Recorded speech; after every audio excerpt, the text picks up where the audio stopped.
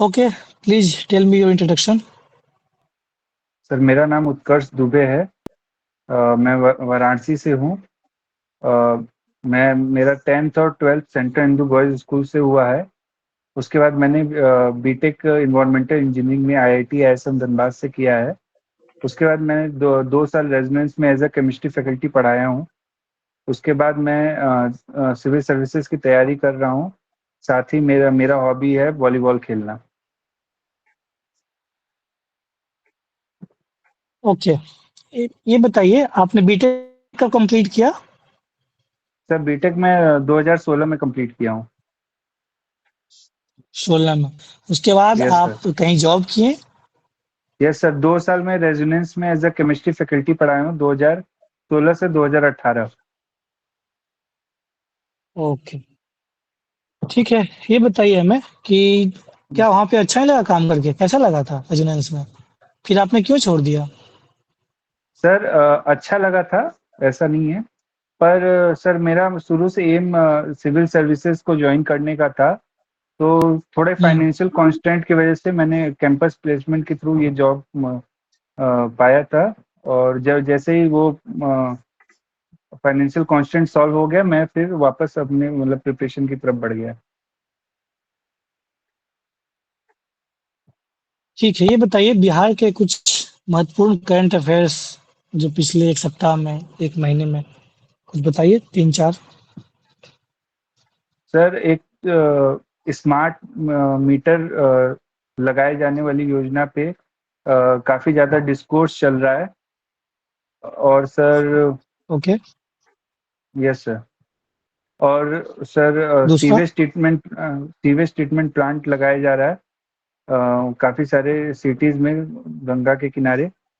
उसके बाद sir solar solar ग्रामीण सोलर स्ट्रीट लाइट योजना भी कार्यशील में है। उस पर भी कार्य चल रहा है। और सर फिलहाल मुझे सर अभी ये तीन ही याद आ रहा है। मुख्यमंत्री सोलर स्ट्रीट लाइट योजना, इसमें क्या है? Yes sir. क्या इसका बेनिफिट है? सर हर वार्ड में 10 सोलर स्ट्रीट लाइट लगाना था। लेकिन सर ये हुँ, 2022 में चालू हुआ था, लेकिन सर इसका भी 20% ही काम पूरा हुआ है।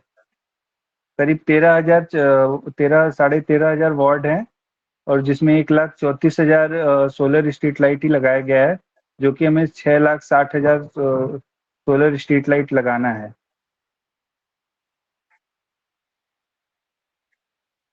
ठीक है। ये बताइए अभी बिहार यस सर। में बाढ़ को लेकर बहुत बड़ी समस्या है। यस हर सर। बार सरकार के द्वारा बहुत तरीके से प्रयास किया जाता है कि इसको यस सर। हम लोग रोकथाम करें। आपने बीटेक एनवायरमेंटल इंजीनियरिंग किया है। आप यस उस सर। एनवायरमेंट इंजीनियरिंग का आप कुछ उपाय सुझा सकते हैं बिहार सरकार को कि कैसे इसको हम कॉम्बैट कर सकते हैं? एक सस्टेनेबल सॉल्यूशन बताइए।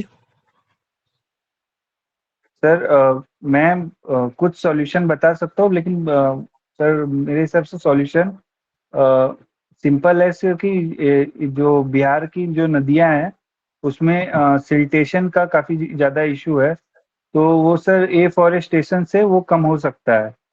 पूरी तरीके से नहीं समाप्त हो सकता है, बट सर थोड़ा सा उस पर प्रभाव पड़ेगा। तो मेरे हिसाब से सर एफॉरेस्टेशन कर सकते हैं। दूसरा सर रिवर वाटर का इंटरलिंकिंग कर सकते हैं। तो सर मेरे अनुसार मतलब ये दो सुझाव अभी मुझे समझ में आ रहा है सर। बोलिए, बोलिए और कुछ? ओके, ठीक है। ये बताइए यस सर। केमिस्ट्री आपने पढ़ा है? Yes sir. केमिस्ट्री कुछ याद है? यस सर, याद है। हुँ, ओके। ये बताइए एक केमिस्ट्री में एक शब्द होता है एपीआई, जो फार्मास्यूटिकल इंडस्ट्री में यूज़ किया जाता है। Yes sir. इससे क्या समझते हैं आप? सर क्या है एपीआई? एक्टिव फार्मास्यूटिकल इंग्रेडिएंट है। सर वो मेडिसिन का हुँ, वो कंपोनेंट है जो एक्टिव रहता है। मीन्स उसका एक्टिव रहता है। बॉडी पे जैसे इम्पैक्ट पड़ता है। हुँ, अभी इसका मैक्सिमम रीजन पोर्शन सर हम चाइना से इंपोर्ट करते हैं सर।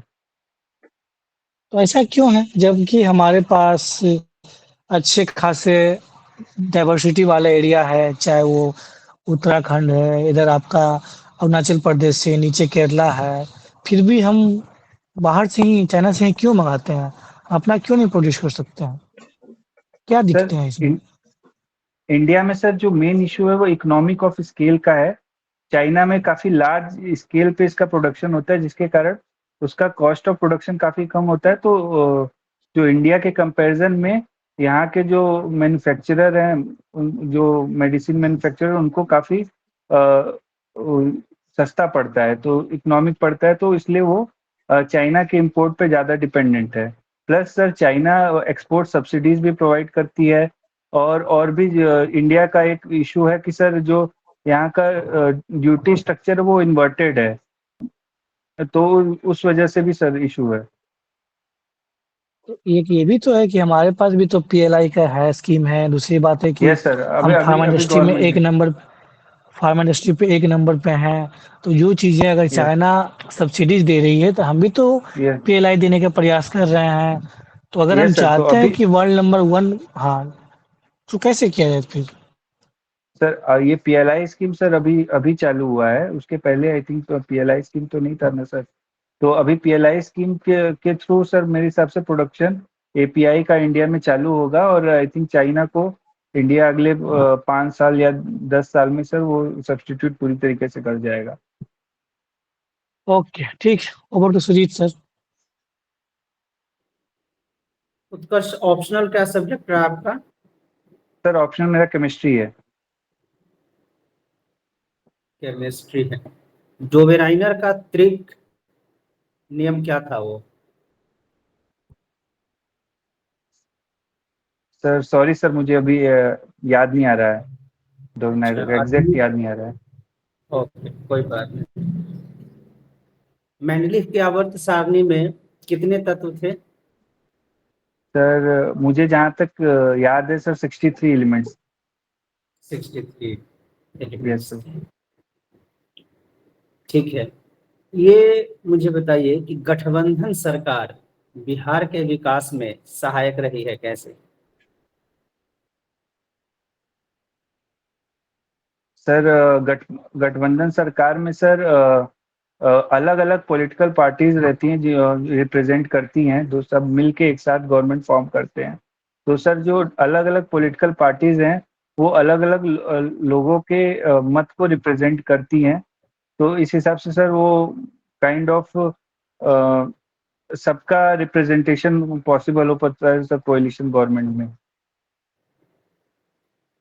तो बिहार सरकार की ऐसी क्या उपलब्धियां हैं जिसको हम लोग पूरे राष्ट्र में जिसकी चर्चा कर सकते हैं?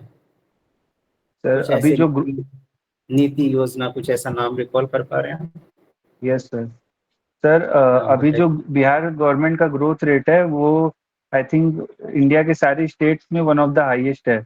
और अभी जो वो बजट में प्रोजेक्टेड ग्रोथ रेट है वो सर 13.5% है।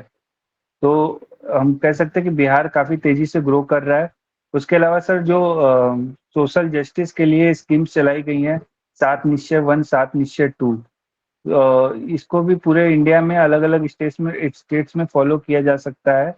और सर एक स्कीम बिहार सरकार की जन जीवन हरियाली मिशन, जिसमें सर 5 करोड़ ट्री का प्लांटेशन करना है, ये स्कीम्स भी सर काफ़ी सक्सेसफुल है। और काफ़ी हद तक बाकी सभी स्टेट्स इसे फॉलो कर सकते हैं। उत्कर्ष, आपने डबल डिजिट ग्रोथ की बात कही। Yes Bihar sir. लगातार दशकों से ऐसा कर पा रहा है, लेकिन क्या कारण है कि सिंगल डिजिट में विकास करने के बावजूद भी साउथ के स्टेट जो है वो हमसे ज्यादा अच्छा कर रहे हैं और हम अभी भी पीछे हैं? सर एक तो सर साउथ के स्टेट्स की पॉपुलेशन कम है और वहाँ पे रिसोर्सेज ज़्यादा हैं। और सर आई थिंक बिहार मतलब अभी डबल डिजिट में स्टार्ट हुआ है सर। तो थोड़े टाइम में सर आई थिंक साउथ का बराबरी कर पाएगा। पर सर साउथ काफ़ी पहले से उन्होंने स्टार्ट ले लिया, वहाँ पे इंडस्ट्रियलाइजेशन अच्छा है। जैसे तमिलनाडु में बोले तो जैसे सिपकॉट जैसा काम कर रहा है, तो बहुत सारे आईटी हब्स हैं। तो सर आई थिंक बिहार को भी इंडस्ट्रियलाइजेशन की जरूरत है और धीरे धीरे सर वो हो जाएगा। ठीक, रुपेश सर। जी, Utkarsh, Pauli exclusion yes sir. Principle क्या है? सर पॉली एक्सक्लूजन प्रिंसिपल अगर सिंपल लैंग्वेज में बोले तो कोई भी दो इलेक्ट्रॉन का सेम एड्रेस नहीं हो सकता। सेम एड्रेस नहीं हो सकता मीन्स एन एल एम और एस, ये चारों जो फंडामेंटल नंबर्स है वो सेम नहीं हो सकता है। अच्छा अच्छा। और यस सर।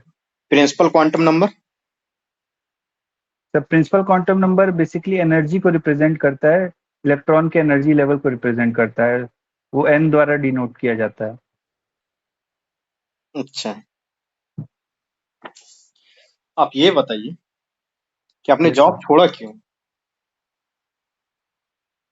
सर मुझे मतलब शुरू से ही करना था सिविल सर्विसेज की तैयारी, बट वही है सर कि मतलब एक बार जब मेरा फाइनेंशियल प्रॉब्लम सॉर्ट आउट हो गया तो उसके बाद मैंने ये जॉब छोड़ने का निश्चय लिया है। और सर मेरे हिसाब से ये जॉब अगर मान लीजिए अगर नहीं भी होता है तो ये जॉब मेरे लिए एक बैकअप के रूप में भी काम हो सकता है क्योंकि मेरे पास एक्सपीरियंस है। बट भगवान करे कि हो जाए तो मुझे मतलब नहीं जाना पड़े, चलिए, आपको तो उम्मीद है मुझे मतलब कोई। कि आप इस बार सेलेक्ट हो जाएंगे? यस सर, उम्मीद तो है। बिल्कुल, हम लोगों को भी उम्मीद है। Yes sir. ठीक है Utkarsh, your interview is over. Yes sir, thank you sir.